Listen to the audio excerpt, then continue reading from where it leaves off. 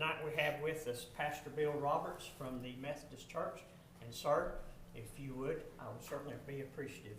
It's an honor. Thank you. Thank you. May we all pray in ways that are faithful to our understanding of the divine.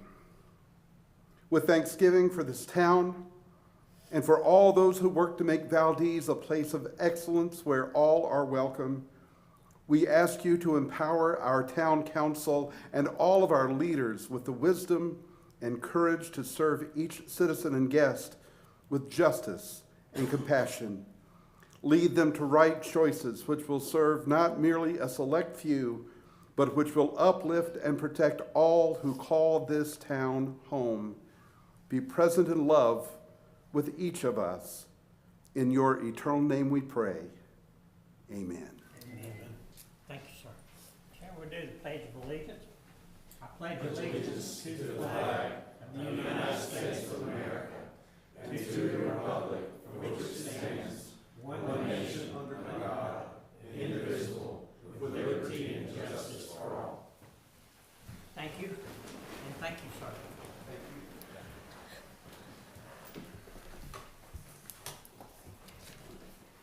Okay, council, we'll start with item 5, new business, a review of the September 9th agenda.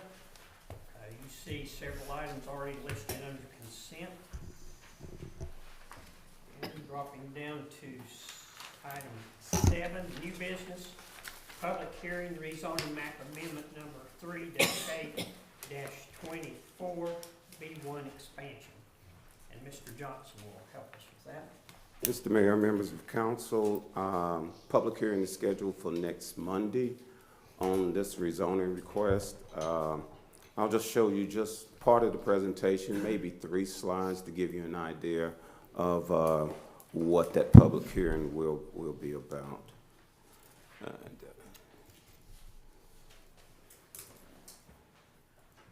And basically, everyone is familiar with the land use action plan, and the land use action plans, again, identify, it's a future land use action plan, and identifies future areas for potential growth.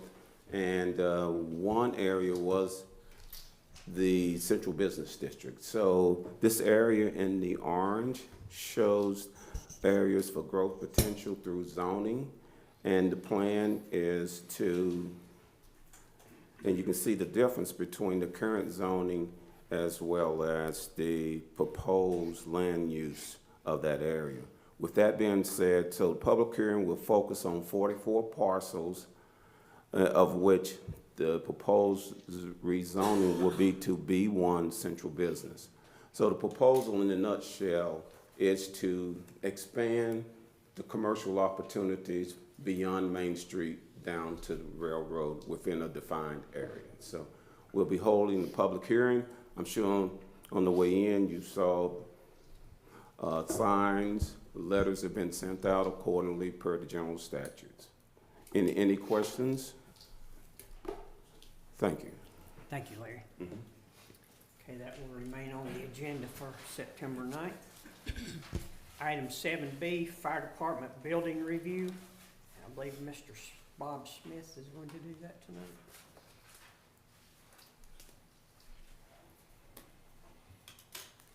I got a little bit of information to do an update on the police department, fire department study. Bo, do I operate it straight from here, or do you operate from over there? Okay. Let's just make sure the technology works here. Yeah, excellent, thank you. The fire department project, we've worked with information from the study documents from 2018, 2019, and then again, more recently that were prepared by CBSA, and then have gone back through all those documents in order to create a building program, and met with the police chief, the fire chief, and then the committee, and we've gone through and created sort of a list of areas and a square footage. And at the moment, this is where we are in terms of looking at what the scope of the project would be. We've already started working on let's see which way, I think let's go. There we go. On how it might fit on Massell Avenue right over here behind us. This is a version of the plan, layout A, that would show the fire department building, basically a long building that is basically parallel to Massell Avenue. On this drawing that's up here, that right piece of property is where we are right now. That's the town hall property, just a corner of it shown where the parking is on the far end. To make this a little more legible, that's the same drawing overlaid with a aerial photograph. So you get a sense of sort of where the building would be and the drives. It's a little bit tight for fire truck access coming from the upper side of what you see on the screen. But there's a nice apron area in front of the truck bays, which is basically where that large dark shadow is of the tree is where the truck bay would be, at least in this layout. And if you have any site-specific questions, I do have the civil engineer, Benji Thomas, here with me, who they've been assisting us with developing these sorts of drawings. The other option on the property is to basically turn the building 90 degrees. And so you'd have, building-wise, fitting on the site, I don't think, I think the other way it lays out much more, I guess, intuitively, or should be sort of your first move. But this makes the drives work a whole lot better. So you'd have access coming from the Praley, coming across, drive through the building for the fire trucks, and then you'd be able to come back out on the Fayette Street. And then the fire station itself is the lower building, which would be the section that is on Massell Avenue. So sort of a layout like that. Again, that both have some pros and cons to them, but we've explored sort of the two predominant approaches that you could take on the property. And of course, as you go forward, we'd look more in depth at which ones provide the best options for you, and y'all would need to make a decision about what you think is best in terms of what you gain or lose by either choice. Any questions on that so far? Where are the bays, the fire truck bays on this drawing here? The two rectangles, it'd be the ones that are on the upper end, closest to, I don't remember the name of the business that used to be there, but closer to the big building that's shown just at the top of the sheet. Yeah. The site is a good site and is going to require some grading, though, just like this piece of property did, in order to have the building and the drives all work out. So, again, that's the reason we're looking at two completely different options and how it might sit on the property. And then Benji has worked up two cost estimate versions. The first layout you saw, which we're referring to as layout A, approximately a $1.1 million expense in terms of all of the site work involved. That's what we're estimating at the moment. And then layout B, which was the second version, where the drives go basically from Praley across to Massell, as being, it's a little number there, about $960,000. So you're in about $140,000, $50,000 range difference between the two at the moment. Let's see. Yeah, that's about right? And again, this is all still happening a little bit. This is not final information, but we did want to give you an update on where we are and what we've been working with the committee on. Mr. Smith, do you know when you'll have some preliminary drawings, cost estimates? Will that be sometime soon? We, on the fire department, we're going to try to have a basic schematic floor plan and a cost estimate on Monday, but we're pushing it. So I'm just not, I don't want to promise that 100%, but that is our goal right now, and it may happen. And again, we're still sort of preliminary stage because everything is so schematic. Right. But I think we could have that for Monday evening. And then I've got a little bit of information on the police department, if y'all would like to see that. Sure. It's kind of exciting. The police department, the same thing. We took information from the previous square footage analysis in the areas, what's called the building program. And we've got a gross square footage that we think is appropriate for the police department going forward. And the property that's been purchased is almost right in line with that. So basically, the top two drawings, the left one is the basement, and the other one is the office, just like it is right now, with the left side of the sheet being where Main Street is. So that's where the main entrance would be, and then the right-hand side is where the lower parking lot area is. So the bottom two plans, the bottom is how a basement might be arranged, a schematic floor plan for getting their spaces in there, and it adds on what the police call a sally port, a secure location to bring someone in the police car, and they can't just hop out and run away if they had the inclination to do so, which is a far more common thing than you'd imagine. Our office is actually across almost from the sheriff's office and the courthouse there in Shelby, and we've seen it happen. A little excitement in an otherwise office-oriented day. So the plan on the right is the way that the one upper right-hand corner is the office layout they have now, and the lower version is a reworked version. The primary things that we're seeing that might have to change, because we tried to keep the place intact as much as possible, the walls and things, keep costs down. And there's no reason to change something just for the nature of changing it if we can make everything work. But we would rework the front entrance area. Some of that's wood and shake shingles type stuff. Some of it's rotten, not in good condition. And so the front really needs to be where and it's got a Scandinavian type look, which I don't think the police department really, they need a more professional, we're public servants look. So we're gonna change the front facade of the building on the upper level along Main Street. And then there's some other changes interior in order to get some bathrooms and some things like you would need in today's world. The key things that are added is that sally port that's 1 story at the back, and a new stairwell that is code compliant, also in the bottom right-hand corner of the plan. Because it is a public building, the building code's gonna require you to have an elevator to serve both floors, and so that is right there beside that stairwell in the back also.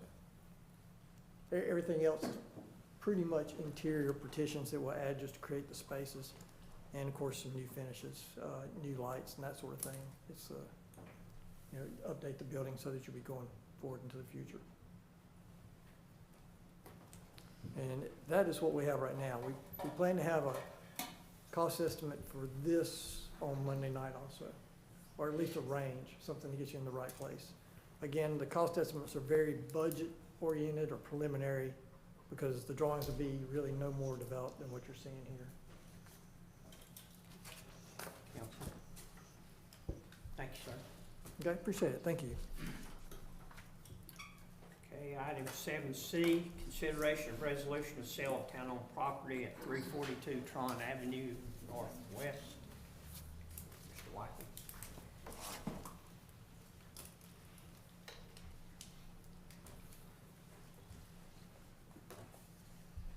So C and D kind of go together here. So back at the August 5th meeting, council adopted a resolution to accept the offer on both of these properties. The offer was $10,000 each. So we went through the upset bid process, advertised it for the 10 days. There were no upset bids, so now it's the ball's back in our court, and we need to do the resolution to either accept or not accept, sell the property. So I see both lots are $10,000 correct. apiece. Okay. Council, any questions? I'd like to put this on the consent agenda if that's acceptable. Okay, consent agenda, please. Okay, item E, Consideration of resolution accepting directed project grants for water plant upgrades. Mr. Wykel. Okay, so sounds a little more complicated than it is, but basically, this is the money that we're getting to do the water plant upgrades. So we've got an offer and acceptance letter officially from the state now. So all this resolution is doing is just accepting the funds from that. So it's part of the paperwork process that we have to do. So the money was $7 million minus a 1.5% administrative fee from DEQ. So the amount would be $6,895,000 is what we'd be accepting. And because this is a grant, a direct or appropriated grant, we would not be having to repay any of these monies back. Questions, council? I would request also that this would be put on the consent agenda, if that's acceptable. So the consent agenda. Okay. Item 7F, consideration of amending ordinance 2-2003, residence qualifications for a town manager. And this was on the agenda due to the current status of the housing market in our area. Finding a home in town would be difficult, and as you can see, the existing ordinance states that the manager should live in town, and we're wanting to change that to where we withdraw that requirement. Questions or comments, council? Mr. Mayor, I would suggest we put that on the consent agenda also. Works for me. Consent agenda, madam. Thank you. Okay, item 7G, pool cover options.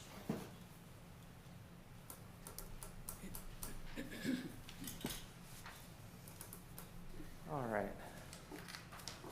So we'll go over the two options for the pool, kind of recap that. And this is not an action item on the agenda, but it could potentially be, depending on what route we end up going.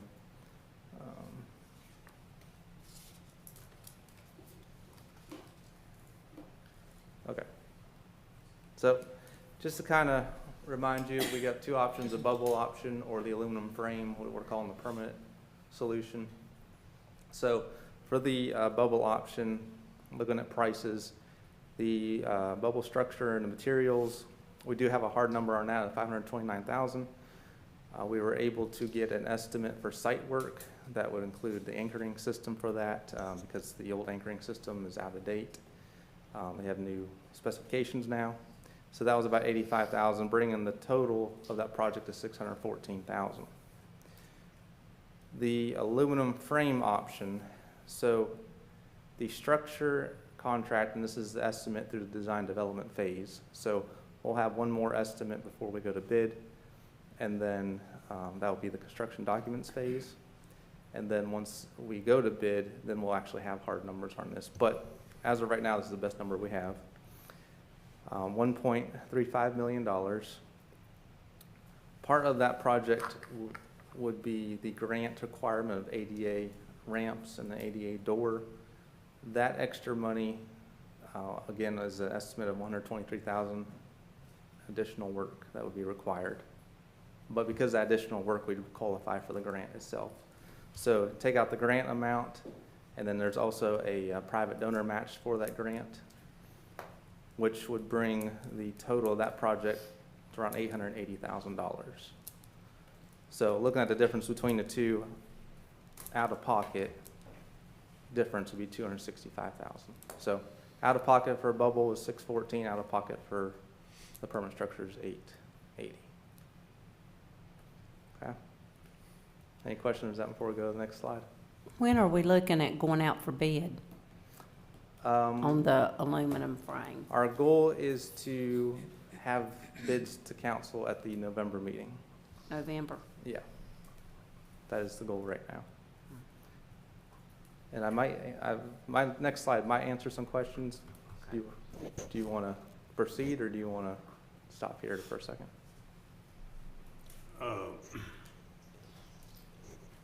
Well, first of all, I see that we need to take action September 9th meeting until we have those bids in November. But my question is, on that last slide, that grant, I don't think the council got to see the grant application until just a couple weeks ago, but the grant basis was to provide handicap access to recreation facilities. I think that was the whole purpose of it. And as I read some of it, I mean, the thing was a couple hundred pages long, but I read the first few pages. I didn't understand that it was specific to a rigid structure versus a bubble versus any particular brand. So that's the general question I have is, why in the world would we apply for a grant and tie it into a specific solution? And is it tied into a specific solution? Good question. So the next slide, I'll kind of address that here. There was some questions that came up at the last meeting when we covered this. I think it was last Monday. So we went back to the state, the North Carolina Division of Parks and Recreation, the ones who are administrating the grant. So they came back and said that their Accessible Parks grant is for a permanent fixed structure only. We cannot use it for a bubble or a temporary structure. Okay. So they've come back with that ruling for us.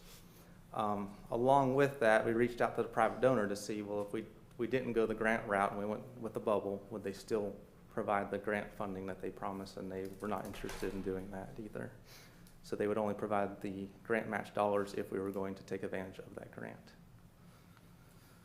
A question about fire suppression came up.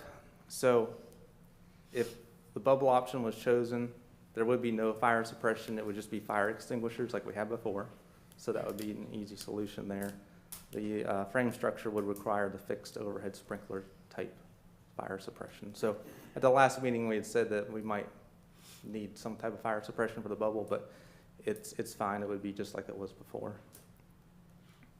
And there were some questions about storage and repairs and warranty. So I don't know if you want to go through all the weeds of that, but you know, the storage, it's stored over at Public Works currently, or it would be how it was with the bubble. The panels of the frame structure, they would be stored at the community center because they can be folded up rather compactly. Repairs for the panels on a frame structure, they can be taken to any vinyl shop and get repaired. It doesn't have to be manufacturer specific. So any local vinyl shop can do the repairs on something like that. So I don't know how much more deeper we want to get. Do we want to put this on the meeting for Monday, or do we want to keep proceeding as is? The panels, to replace them, can they be replaced by any vinyl shop also? I think they can build panels that are mimic the ones that will work. Okay. Yeah. And how many? We heard a number, I think, at the last meeting that it would cost about $1,600 per panel to replace them. I think they come with a 7 or 8 year warranty, something like that. I think they come with a 7, yeah. Yeah. How many panels are there? There's 28, I believe. Is that right, David? 28 panels? Okay. How many? So 28. 28. Yeah. Times 1,600. Can't quite do that in my head, but. So they wouldn't need replaced all at once. We'd replace them as needed. But that would be the one advantage. I think when we visited the place down in Huntersville, David Huntersville, what it was, I think they had repaired some of the panels down there, and I thought it looked good. They didn't replace them every time they tore up. They did repair them. So. Okay. So we're as members of council, we're starting to hear from citizens what their preferences are and what their priorities are. Are we going to get a recommendation from the Rec Commission once we have all the information? Or are they going to make a recommendation to council? That's not planned. I think they already kind of made their recommendation a couple months ago when they directed us towards this permanent structure. But if council would wish to have them back to do again we can. Good. Um, I think it would be a good idea to have them here when this final presentation Okay. is made, in case we have some questions. So perhaps at the November meeting, maybe? The one question I've got is the cost of putting up and taking down the bubble. How much is that gonna cost us each time the bubble goes up and each time it comes down? That's something we need to look at too. Yeah, I don't have exact dollars, but what's involved with that is running a forklift for at least a day, getting the manpower to do that. It's, And we'd have to hire it doing probably. what's that? We would have to hire someone to do that probably. Yeah. How many people does it usually take to take that bubble down and put it up? To do it to where it's safe enough, we need Mhm. 35 people. 35? Is that right, David? 35? Yeah, 35. So that's something we need to think about too in this decision is Yeah. the ongoing, I'll call it maintenance cost, but Yeah, now, like Councilman Harvey said, the panels have that 7-year warranty. The outer liner of the bubble has a 20-year warranty, but the inner liner has a 5-year warranty. So that, obviously, the outer liner is going to be getting a lot more wear and tear. But what that warranty does not cover is the damage, if there is damage from setting it up and taking it down, which happens at least twice a year. So does that hopefully answer everybody's questions as far as this Yeah, project? I've got one more. Okay. There's been some talk of a fundraising drive to raise $300,000, I think was the number that was out there.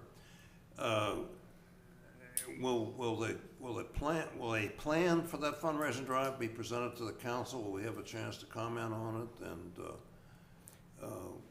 review it and maybe approve it? Because it's my understanding that that fundraising, when a town undertakes a fundraising drive, it has to be approved, or supposed to be approved by statute by the town council, so. Sure, we just need direction if that's the route we want to go, proceed with the permanent structure, then we can start putting that plan together for council to review and adopt. Does that really matter, though? What's that? Does that really matter? Does what really matter? If we're gonna do a fundraising drive to help pay for the year-round swimming, does it matter whether it's gonna end up being for the bubble or for a permanent structure? I'm gonna make a shot in the dark, Councilman Harvey. I would say if we go with the bubble, that there won't be anybody contributing to a fundraiser. Why would you say that?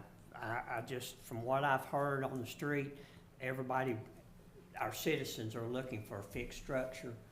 And I think that would affect the fundraiser if we were to have one. That's my opinion from what I've heard. Yeah. I do think it would be good if we did have a way to offset the extra for the permanent structure, because the calls I'm getting are, why is it that much now? And a lot of people were concerned about the overage there. So if there was a way to offset that, it would calm a lot of people and make them feel a little bit more comfortable going that route. Sure. Okay. So what we'll, if it's good with council, we'll go proceed though as is and get those bids in so that we know exactly where we're at. Yeah, yes. Yeah, I was a little bit astonished to the cost of the aluminum structure. I didn't have any idea it would be that much money. When we saw the one down there, David, you may have noticed that it was a little more, or was going to be a little more, but I didn't think so. That structure is smaller than what we're looking at, but I don't recall them telling us the price on that particular. No, and theirs had been up, what, 15 years or something like that?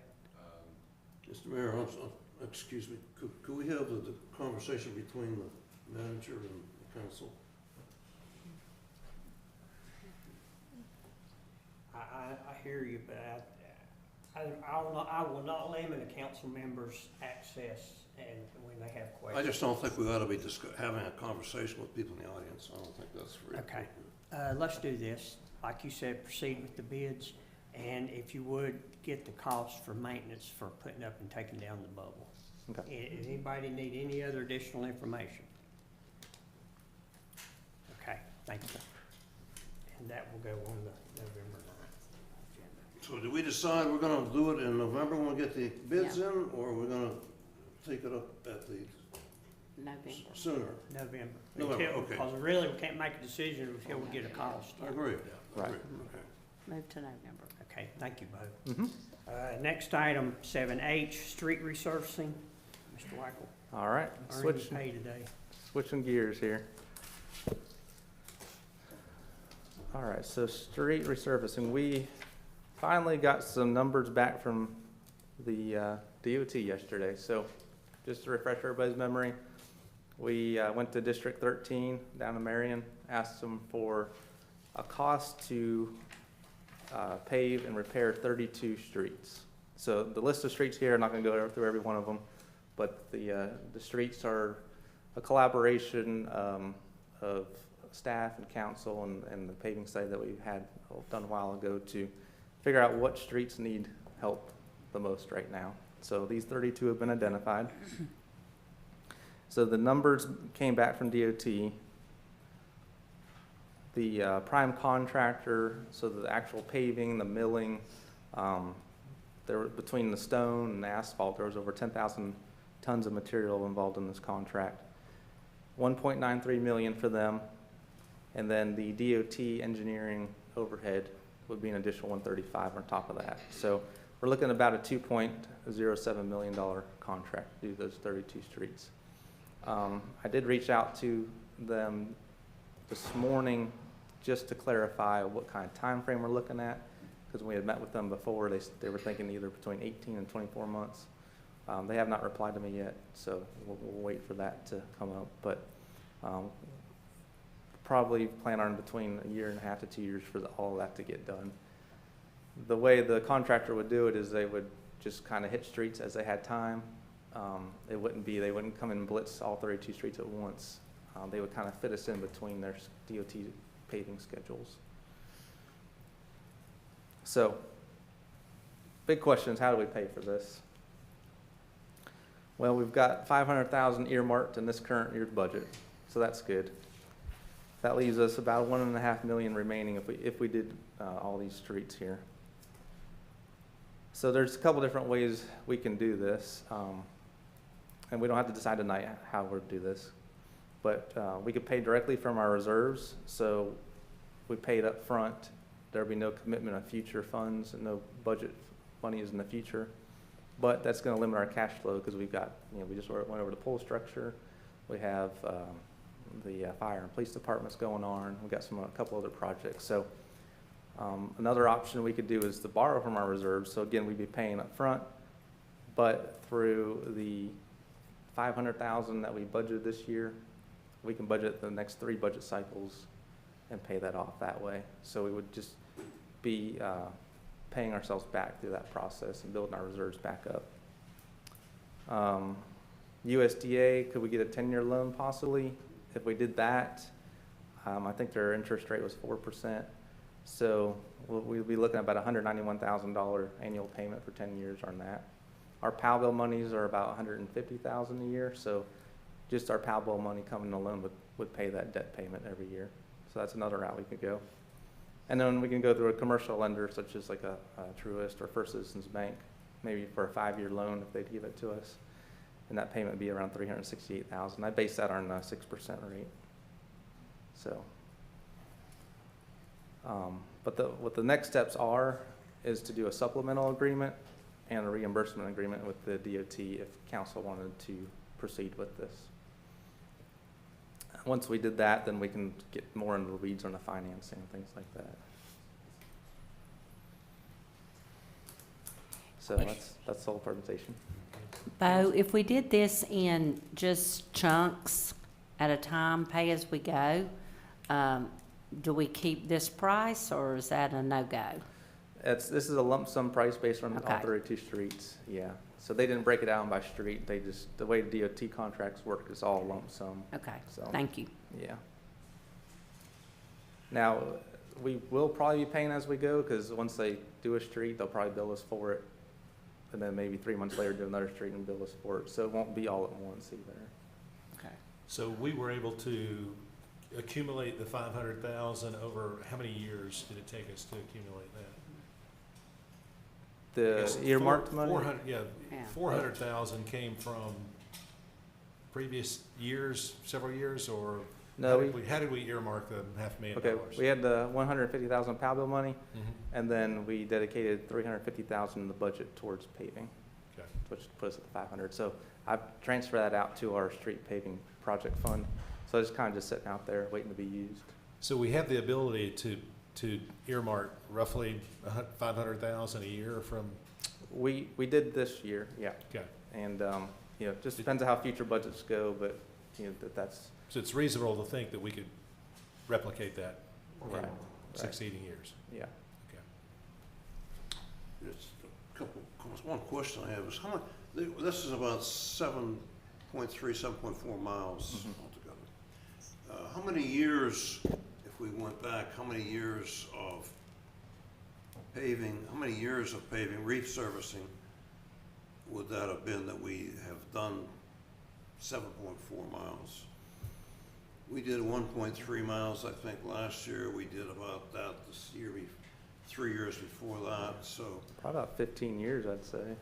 15 years, so. I'm just guessing, yeah. Okay, 'cause- so if we pay this back over 10 years, that wouldn't be that bad. I mean, especially when we're saving, you know, $1 million or so on the total cost.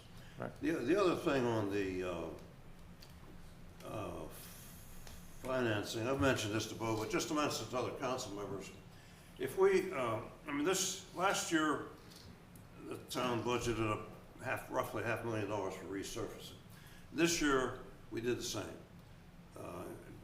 Between Powellville and another 300 and some 80,000. If we plan to dip into the reserves and pay that back over 3 or 4 or 5 years at $500,000 a year, we're really, I feel, obligating future councils to that 3 or 4 or $500,000 a year. That troubles me a little bit. And the other thing is, I mean, I'm not one who's for borrowing money unless you can make money at it, or if you break even.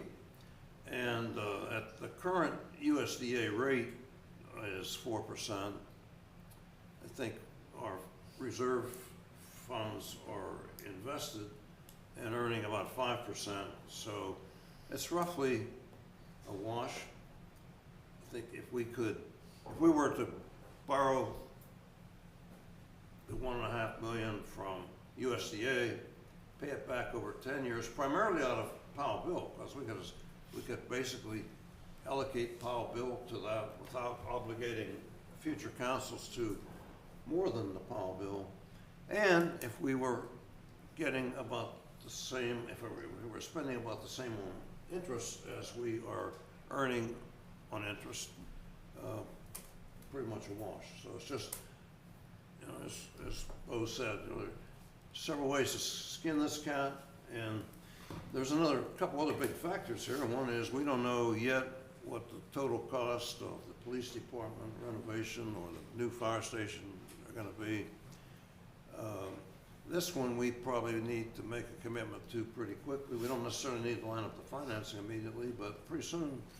And so we may want to not dip into our reserves any faster than we have to. And the thing about a USDA loan is if you get it, you can pay it back next year if you want to. You know, you don't have to sit on it for 5 or 10 years. It's not like a home mortgage or something else. So, you know, let's just not, just because it's borrowing money, let's not rule it out for that, on that basis alone. Just keep thinking about it. Do we, the supplemental agreement, reimbursement agreement with DOT, I don't think we can get those by Monday, but we'll plan to put those on the October meeting. Does that sound good? So you want this item moved to October? Unless we want to have further discussion on Monday, but I don't let's add it to Monday's agenda, and that way the public will be able to be here and can hear what Bo has to say. Okay. Okay? Any further questions from Mr. Weichel? Item 7I, budget amendment, fire department relocate. So this will be for getting the fire department out of their the current facility. We got a job site mobile trailer parked behind the building that they've moved into. So that budget amendment will be for the rental on that and some of the costs around the electrical and stuff. But we'll have that prepared for Monday. Okay, we'll add that to the September 9th meeting. Oh, now what's the amount of that amendment? I don't have the exact amount yet. It's probably gonna be around 16, 17,000, something like that. For this fiscal year? Yes. How much did it cost to relocate the police department? It cost us between around $20,000 to $21,000. For the police department? Yeah, and the reason it cost that much is because we had to put more security locks in. We had to tint the windows so they had mirror privacy. And then we had to move them down here too, so. We don't need a budget amendment for that? No, we were able to use some funds from the prior, because it was in the prior budget year, some leftover funds in that to do that, so. Yep. Thank you, Bo. Council, any questions? If not, I'm at the end of the agenda, and I will take a motion to adjourn. Mr. Mayor, Sir? I do have something I wanted to bring up before someone makes a motion to adjourn. Yes, sir. I would like the council to consider a work session for the fire department facility in the future. I think it would be important for us to have a work session with the council, because ultimately this is gonna be council's decision. But with all the stakeholders involved, I think it'd be great for us to visit the site. There's gonna be questions that we have. It's gonna be a big decision, so can we potentially consider a work session in the future for the fire department facility? I think that's a good idea. I think that's a good idea also. We could also discuss some of our funding options for the fire department as well. Say funding options? Yeah. Yeah. Okay, we'll work on a date and get that out to council. It'll probably be, just guessing, the soonest it'd be is probably the third week in September, maybe the 4th. But we'll work on getting those dates out. Anybody So else? what's the format of that workshop? Would that be in a room where we can sit down and talk with the architect and that kind of Yeah. thing? And site visit. And a site, Site visit. you're talking about this site up here? Walk in the Yes, mass. ma'am. Up there? Yeah. Okay. Good idea. I'd like to request that. Works for me. Okay, we'll work on that. Anything else, council? Motion to adjourn.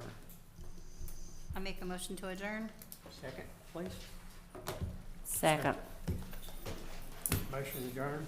Thank you, council. See you next month.